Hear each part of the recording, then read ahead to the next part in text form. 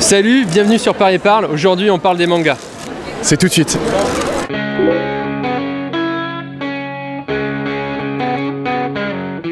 Comment expliquez-vous le succès des mangas en France, les gars?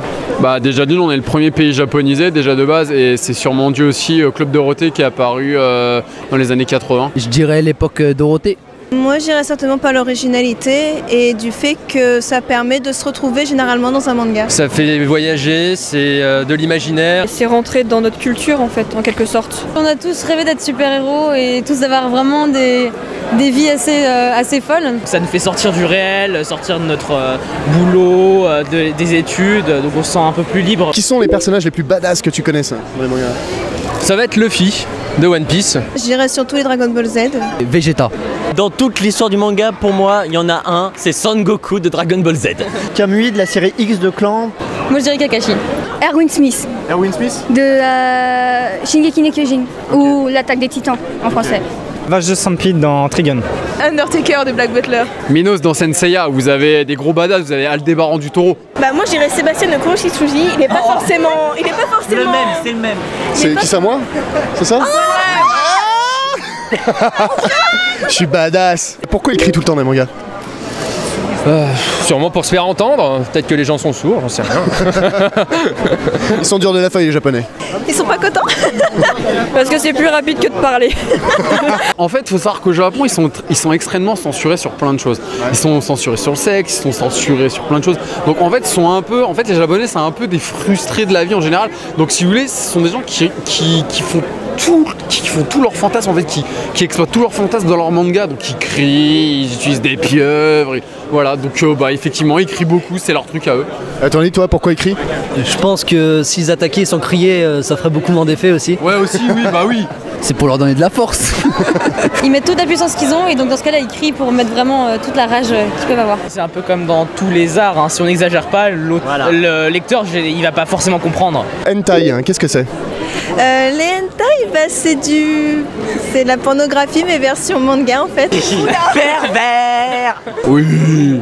Faut savoir que j'ai 28 ans, donc forcément je sais ce que c'est qu'un hentai. Il faut savoir que dans les mangas, vous avez 4 types de mangas. Vous avez le shoujo qui sont pour les filles, le shonen qui sont pour les garçons. Après vous avez le seinen qui sont des mangas violents comme Berserk ou l'attaque des titans qui sont pour les plus de 16 ans. Et après vous avez les hentai qui sont pour un public averti, donc plus de 18 ans, qui sont effectivement des mangas qui sont basés sur le sexe et la perversité japonaise pure et dure. Ouh, ça c'est les trucs pornographiques.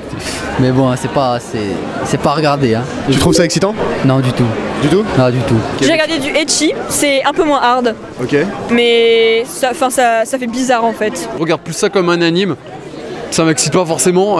Après oui, le délire il est là, c'est plutôt marrant, mais sans plus. Moi, si je veux m'exciter, je vais sur YouPorn et fin du game quoi. Alors il y en a quand on voit des tentacules sortir de partout, c'est très...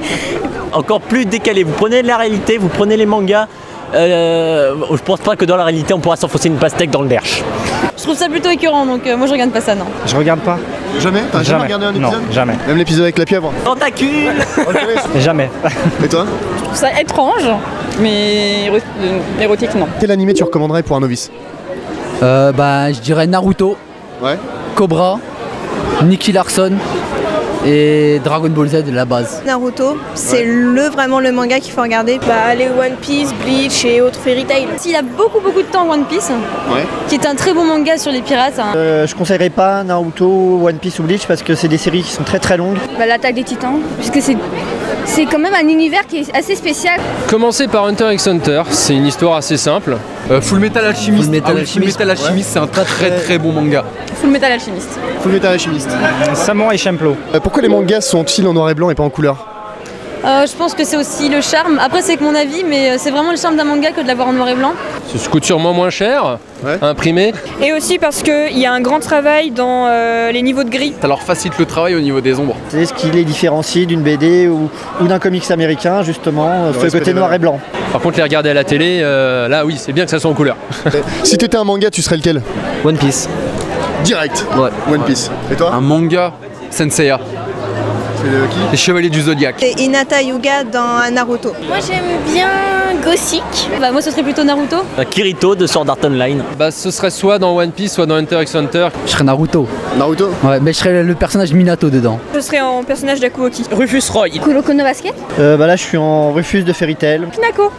Ouais? Ouais. Ok. Et toi? Trigun, donc Trigun. vache de Stampede. Ok, si j'ai bien compris, le manga saisit tant sur le plan artistique que thématique. Il a transcendé les barrières culturelles pour s'installer en France dans les années 90. Succès influent et à tel point que les gens se costument en personnages de fiction. L'exagération et la non-censure du style en font la référence geek du moment. Et dire que tout ça c'est grâce à Dorothée. Hentai, c'est pas pour les enfants. Kamehameha! Alors, Paris parle de quoi la prochaine fois? Tu peux poser ta question sur YouTube, Facebook, Twitter, Google+. Tu peux t'abonner en cliquant ici. Ah oui, Instagram c'est pour les photos. Allez, ciao! Senseiya Pegasasu no Yoni Senseiya Ashita no Yusha Uye. Il est extrêmement connu, oui, il y a Pokémon aussi. Ah oui, Pokémon, oui. Ça Pokémon, vous le mettez, même le mec du fond il la connaît. Le meilleur dresseur. Je me battrai sans répit.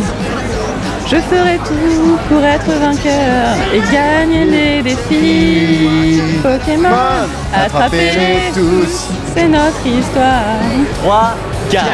Fera the way you going. Ikari zenbu atsumete. Kimi no ashita kera tsuyo. Je connais les génériques, mais non, chanter, non, c'est... chanter, non. Sinon, demain, on peut pas revenir, il y aura de l'orage. Ce sera ce genre de choses. Binkusu no sake wo todoke ni yuku yo. Umikaze kimakase nami makase. Dragon Ball Z, le gentil Sangohan. Dragon Ball Z, et combat tous les méchants. Shiwo no mukuo de yui no sawagu soranya wa okaku tori no uta. Abonnez-vous à Paris Parle. Atane, sayonara. Salut!